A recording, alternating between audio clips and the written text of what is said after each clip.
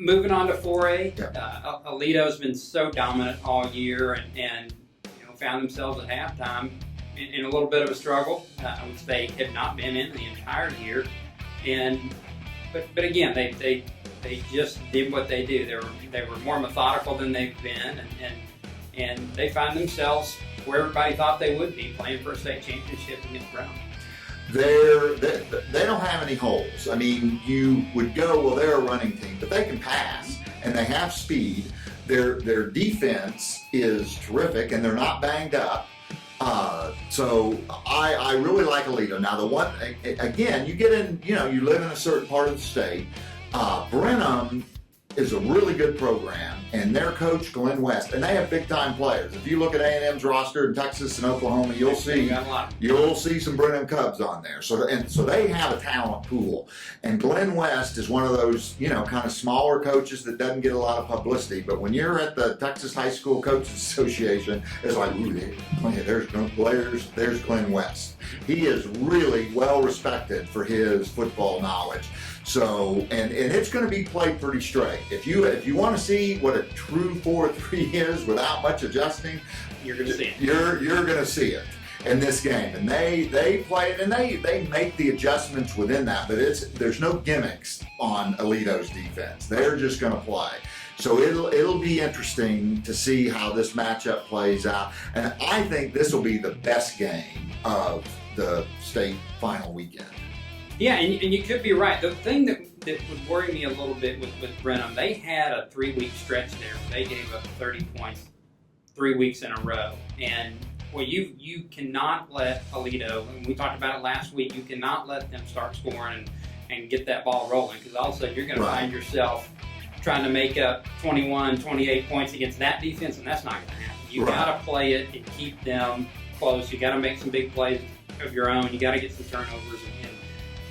But I agree. I think it could be a really good game. Yeah, absolutely. I would pick Aledo. I'm not going with the Brenham upset in this one. No. I'm going with Aledo in this one. No, and I think you could poll 200 people at all at Aledo, and probably be a pretty safe bet.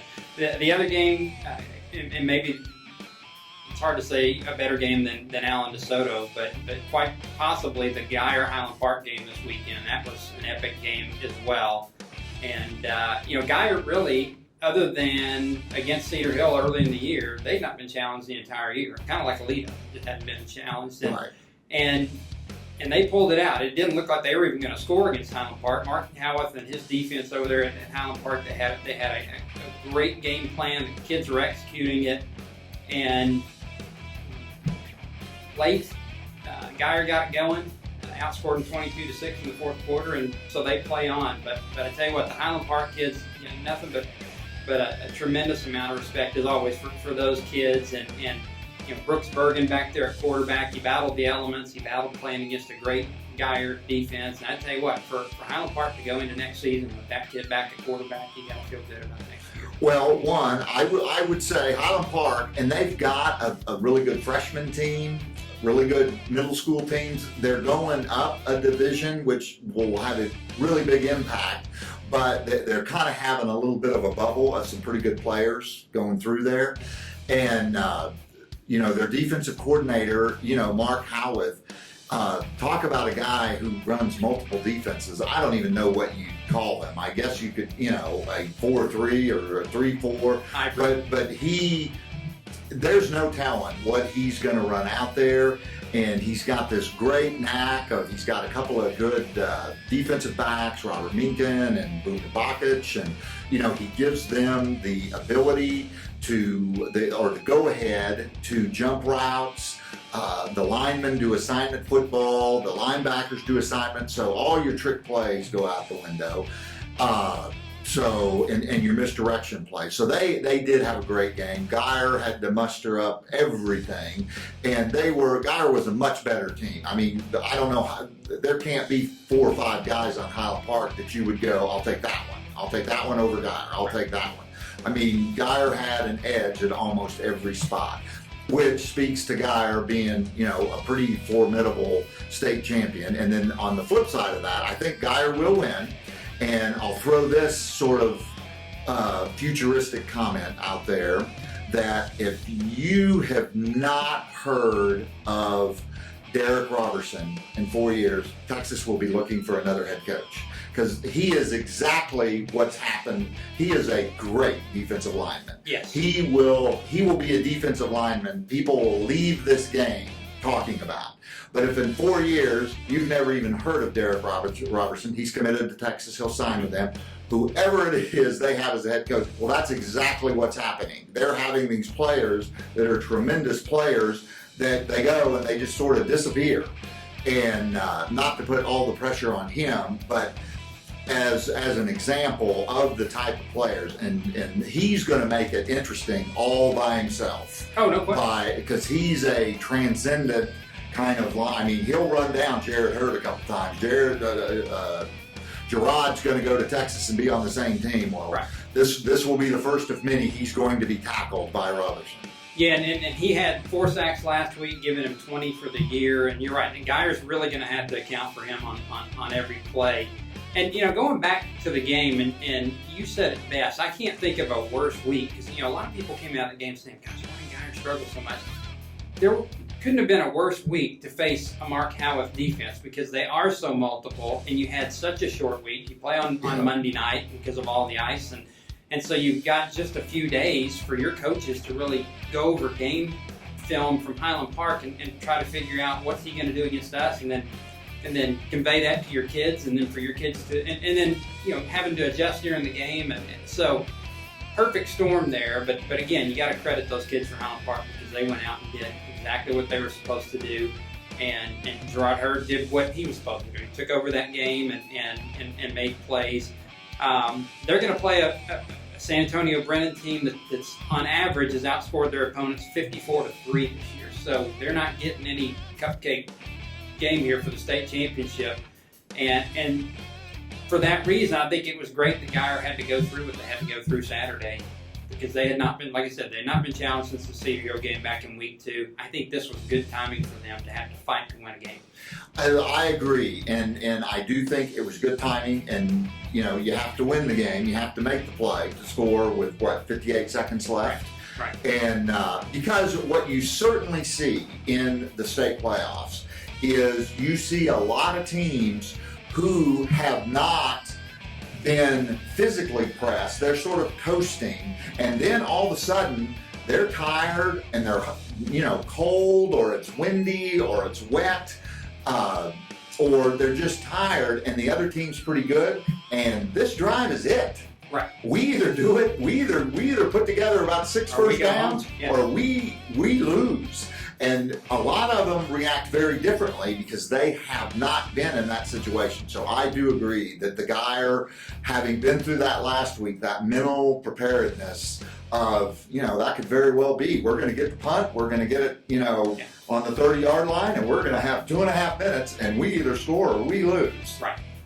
Well, and the great thing for this weekend is, again, you're playing indoors, so you don't have all those elements to worry about. You've got great players on the field this weekend. We've talked about Robertson, we've talked about Hurd, Kyler Murray from Allen. So if you go out and see any of these games, you're going to see some outstanding players, and a lot of teams that just expect to be here. And certainly you get to this point in the year, and everybody's good that's still playing. I mean, you don't get this far without being really, really good. So your point about you never know what happens in these games is absolutely true. You never know. I mean, it's the conventional wisdom says, well, Allen wins it. They won the state championship last week, but that's not reality. I mean, like you said earlier, Pearland's coming up expecting to beat Allen. I mean, their kids are at that level. Their program's at that level. They're not coming in here thinking, gosh, we're playing an NFL team. They don't feel that way. They feel like, hey, we're coming to the Cowboy Stadium to win a state championship. Right, and to give some context, I know everybody in the world is mad at Jerry Jones today after the Cowboys lost their big lead on Sunday against the Packers, and their playoffs are in doubt, but they still could make the playoffs. But go to the state championship games and like Jerry Jones again. You will sit in there and go, he built a great stadium. And I don't know how the state UIL, I know Reliant's nice, but it's not like this. The AT&T Stadium, and I covered the 6-man state championships, and they were there for the first time. And leave it to a kid from Grand Falls to come in, and he talked about the stadium, and he goes, "The field's so soft you could sleep on it." Now that's the way. A kid from a small town comes in and looks at that, and it's a great place to watch a game. So, because you'll have plenty of noise. The coaches talked about that. They were afraid that, we're in this big stadium, and, they had 12,000 people for 2 games out there, but they had 7,000 people for the first game with Crowell, and the coach said, I was afraid we wouldn't even be able to hear our fans. And he said, we came out and heard them right at the beginning, could hear our band. Right. So go to the state championship playoffs and, don't be so mad at Jerry. And as one side note before we wrap it up, going back to the DeSoto Allen game, I just wanted to say, that kid from DeSoto that the punt, that punt hit off his leg and Allen recovers and goes on to win the state championship. That kid's a senior, and he's going to have to live with that forever, and that's a bad thing. And you wish that had not happened to not just that kid, but to any kid, because despite everybody in the world, I'm sure, telling them, hey, there's no way you could have known that. It's not your fault.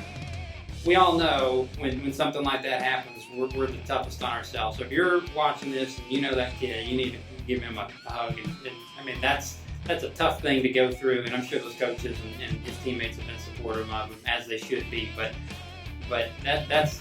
there's so many great things about high school football. That's one thing I walked away from this weekend feeling like, gosh, I wish it hadn't happened to him or anybody else. That's just a tough thing to deal with. Yeah. Well, and I'll add an addendum to that. Everybody knows the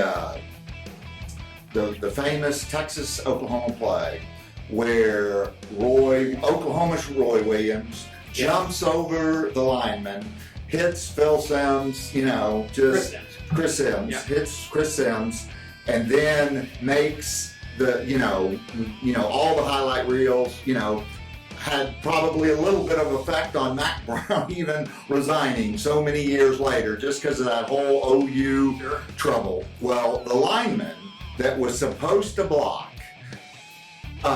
Williams on that play dove low, and so it's just one of those things. In fact, the Oklahoma coaches told Roy Williams, "Don't jump," right. And he did, because that's what you do in this in sport. So the lineman clearly dove, and Roy Williams made the big play. That lineman now is an orthopedic surgeon at Scott and White in Central Texas. So there is, life after that play. Absolutely, and this will probably down the line be beneficial that he lived through it and he dealt with it. And that's, again, I guess it's part of that thing. Sports teaches you so many things. It's such a great tool for all these kids, but you just hurt for that kid right now having to go through that, because that's one of those plays where you could say, if the ball doesn't hit him, who knows? DeSoto may still be playing. You don't know, because it probably would have gone over time. But again, you just hate it for any kid to have to go through.